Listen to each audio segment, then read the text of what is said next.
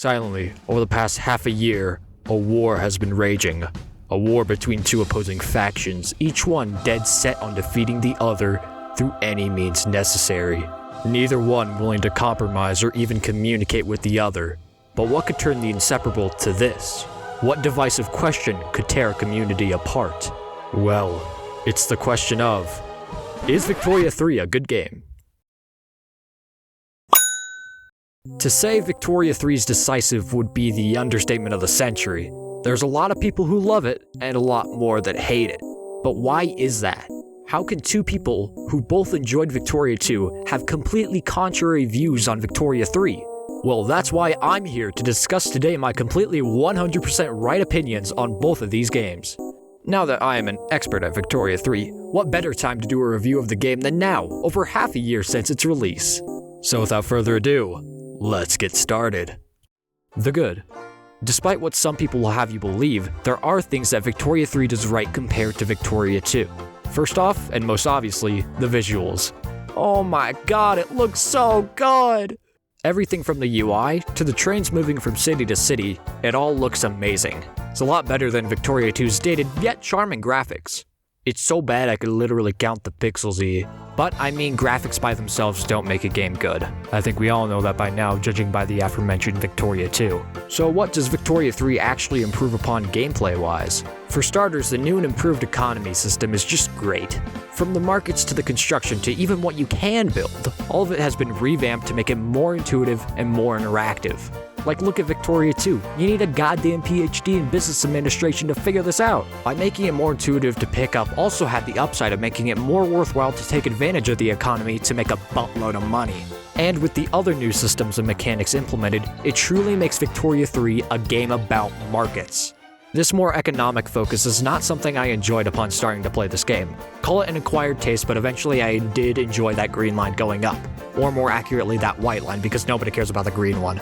There are other things that Victoria 3 does well in my opinion, such as the ability to customize your country in more depth with the new and improved laws and political groups, as well as the introduction of characters to add just a bit more personality to your country other than the one-off chance to invent Karl Marx. That's also not even mentioning the quality of life changes that really bring the game into the modern age.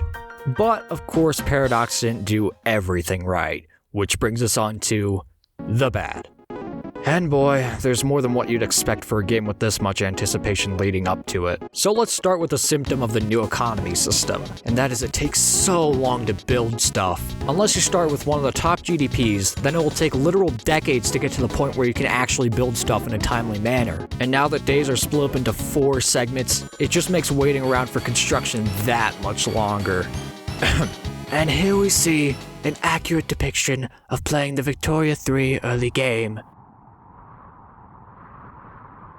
Another problem is actually learning the game, and even beyond Victoria 3, this is a problem that affects all Paradox games. The tutorial is lackluster and only tells you about the bare bones mechanics, which leads to more time trying and failing until you eventually get it right. Now, this shouldn't be a problem in any other game, but with Paradox games as a whole, the process of learning is frustrating more than it is fun. But to give Victoria 3 the benefit of the doubt, the game actually does present you with information about mechanics and features within the game itself through these little pop-up menus. But for me to actually start having fun with the game, I had to personally look up tutorials on YouTube to get the basics before I actually enjoyed the learning process of Victoria 3. Now, there are other things that I have a problem with, such as the fact that tiny regional conflicts can easily become world wars, and that most countries lack flavor. But those pale in comparison to the problem that we all know by now: warfare. Like, it's just kinda sad how they took this perfectly implemented mechanic and stripped all the complexity from it. Now, for the average Victoria 2 player, the warfare boiled down to, me have bigger number, me win.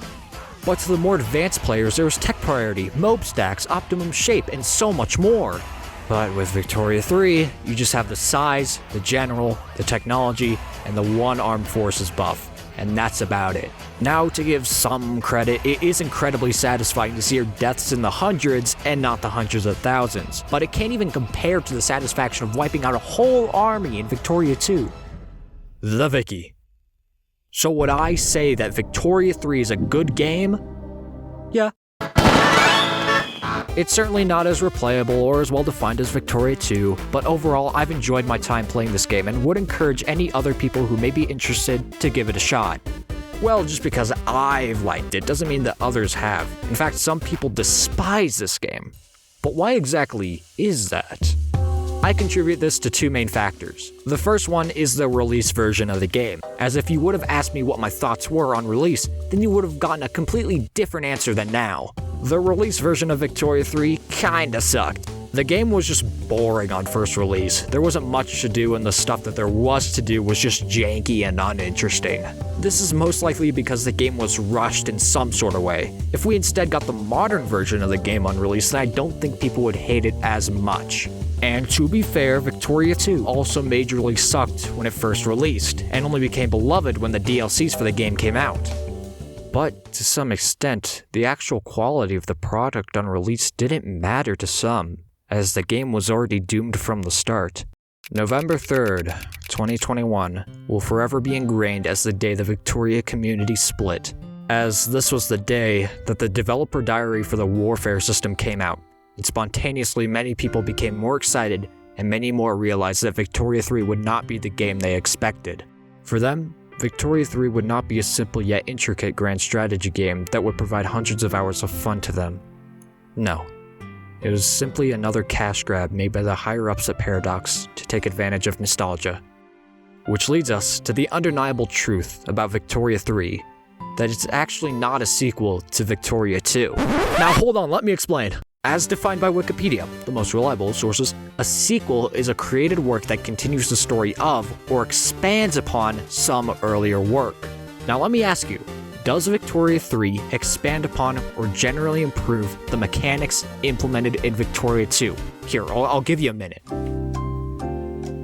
Fucking nothing! Other than like the nothing burger that was the Victoria 2 econ system, or like turning every war into a crisis, all the major mechanics in the game were either majorly reworked or outright replaced, and there's no mechanic that represents this more than warfare. I mean, I'm no genius, but even I can see that the warfare system in Victoria 2 is just more fleshed out and just generally more fun. So if it ain't broke, why try to fix it? This is why I believe that Victoria 3 is so decisive. At its core, it's a different game than what Victoria 2 was. One is a grand strategy game with markets, and the other is a grand strategy game about markets. So it's reasonable that some people would like this game while others don't. But I think it's about time that we stop shaming others for having different opinions on this game, and we instead come together as a community to appreciate this franchise as a whole. Whether you love or hate this game, it doesn't matter. What matters is that you, like many others, care about this franchise and want to see it become the best it can possibly be. So go out there and tell people what you think, but just remember to keep it cordial and tell them that Rev sent you. Oh, and be sure to like it if you did and dislike it if you didn't, and subscribe because I got more stuff on the way. And because 95% of you aren't subscribed.